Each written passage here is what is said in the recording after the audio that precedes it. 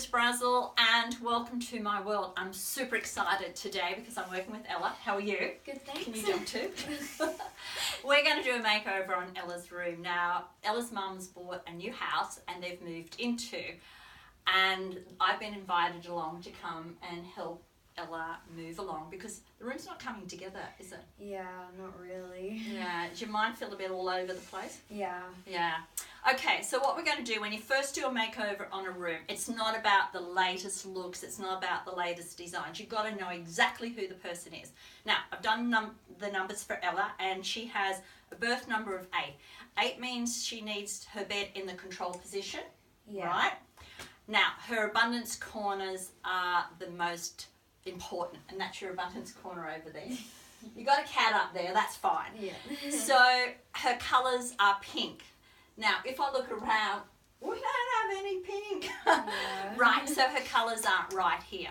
Now, the next number is your path number. So that's the people you meet and education you have. So if Ella wants to be in the right place at the right time with the right teachers or even getting a part-time job, then her path number is important. So she needs change, and change means that we have to have positions or things in her room that if she decides next week she wants to change it around, she can, which is what we're going to work on. Now, her force number is taking her natural characteristics, education she has, and how and what she does with her life. And that's a 7 energy. So a 7 energy is there can't be any competition, can't be too much confusion about the pictures. A picture has to say exactly what it needs to say. Right? Now, the next thing about the 7 energy will be checking out how she puts the shoes in the closets. We'll be checking that out, and what sort of shoes you've got. Because even with Ella's numbers, her shoes are extremely important. So we know blues and we know pinks and we know shiny things are the most important for Ella. Now, I'm just going to run you through what Ella has put in. So when you move from one bedroom to another, your mind gets a little bit worried, it kind of gets all over the place, and you try and duplicate what you've already had, which is hard because it's not the same room. So I'm just going to take you through the basic corners. When you come through the door, this is your career path here. Now, what Ella has done here, she's created a roller coaster. So up, down, down. So that can give Ella the feeling that life's a bit of a roller coaster. So is that what you kind of felt when you moved in here? Yeah. Okay. Now, the next thing is walls are about structure. So what you put on the wall is what you're going through. So if we look at the first one, we've got a beautiful picture of this girl, but it's like, oh, I don't know what to do and where to go, which is virtually when you move or you're doing things, and particularly sometimes at school it can be a little bit difficult. The next thing is she's got a picture of a guy and it's got a mask. It's like, I'm not allowed to speak up and say what's wrong, and everyone should be able to just speak and be who they want to be. But a mask can also be hiding your identity, which means that Ella's not being free to actually give her identity to the room. Up here we've got calendars for number 8 people are really important, but above it we've got a picture of everyone with glasses and a bit of a mess, and Ella's very much a clean freak, so when she gets up, is that right? Yeah. Whereas when she gets up, she's seeing something that's against what she believes in. Plus, there's a pie on the windowsill, but the window's up and she can't get to it. So it's kind of like, it's all this new move, new place, new home, new friends, but she can't actually connect to it. So what we really need to do is, one, when she comes in, not feel as if life's a roller coaster. Now, this is her desk, so in the career path is fine. So you've been working here all right? Yeah. Cool. Now, she can see what's going on. She's kind of in control. But when she sits here and the wall's straight away, that can make it feel as if